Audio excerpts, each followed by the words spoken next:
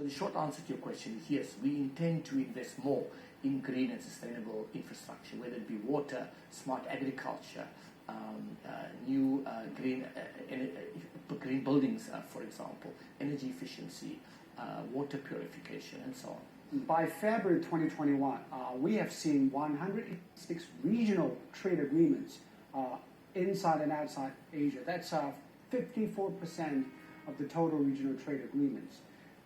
You mentioned RCEP, but that hasn't included services and digital. Yeah. What will be the next step of trade agreements in this part of the world? It's been difficult for me to predict with any precision what that might be. I would say certainly for the RCEP, the one big gap is the absence of India. Right?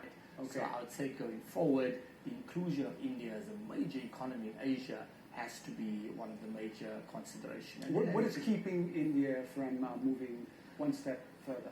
It's difficult for me to say because I'm not close enough to those negotiations. I'm just referring to what has been in the public domain.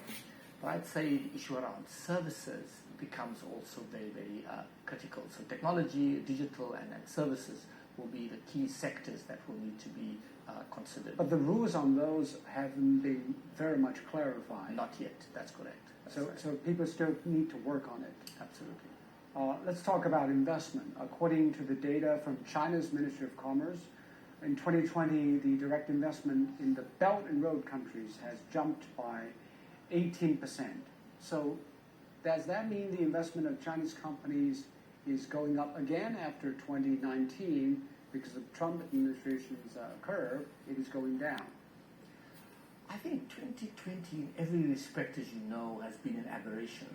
So, it's difficult to look at any numbers now and to look at trends emanating from that.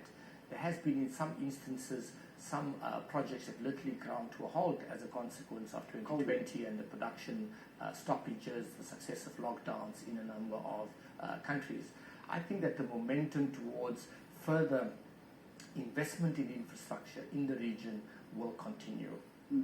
There's so much desire and need for more infrastructure investment, whether it be the upgrading of ports to facilitate trade, whether it be expanding the renewable energy networks in both solar as well as offshore wind, hydro, and so on.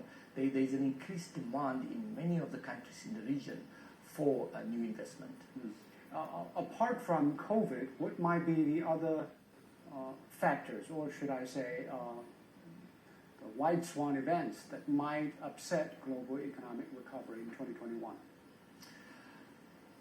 I think there's a lot of eyes obviously will be focused on whether this, what one can call inward-looking, more nationalistic approaches that have emerged in 2020, whether that will be reversed. Because that will put a dent to the global recovery. The second aspect will be whether countries commit to a green recovery. There is very strong push right now, not just in China, but also from the EU, to ensure that the fiscal stimulus, for example, that has been put in place, there has been, the IMF estimates something like $14.5 trillion have been earmarked in 2020, almost 13% of global GDP for fiscal stimulus. There's a requirement or a desire to ensure that that money is spent in such a way that it enables a green recovery. It's almost that we should put green, sustainable conditions with that. So the extent to which countries agree on that let's use this quantitative easing, this kind of the slow interest rate environment of much cheaper money in such a manner that it also contributes towards the agenda against climate change. So, do you think the Chinese government should argue against, among the things that you mentioned, which is the number one threat? I mean, I'd say that there is bigger evidence right now of a commitment by the Chinese authorities to go by the fourth five-year plan, which reinforces and talks about the importance of fighting ecological civilization, which is really about the green transition in China. Yeah. As I mentioned, if you intend to have a kind of economy as big as this, reach peak emissions by 2030, there'll be significant changes will be required in almost every industry, in heavy industry, in energy, in transport. You need smart mobility. So a lot of these commitments are codified in the 5-year plan.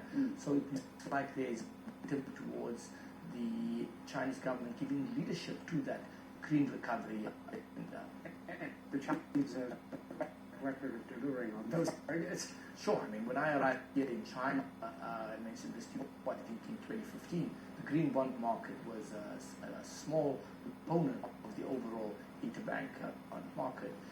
That market has grown to hundreds of billions, and in China, global reaching $1 trillion. So over the last 5 years, there's been significant improvements and increases. Once you have really decisive, you can change habit. 90% of the electric bus fleet in the world are here in China right now. 50% of electric vehicles produced in the world are produced here in China. Most of the renewable energy footprint in terms of the grid is in.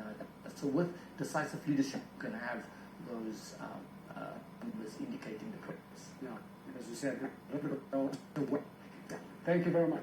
Thanks, man. And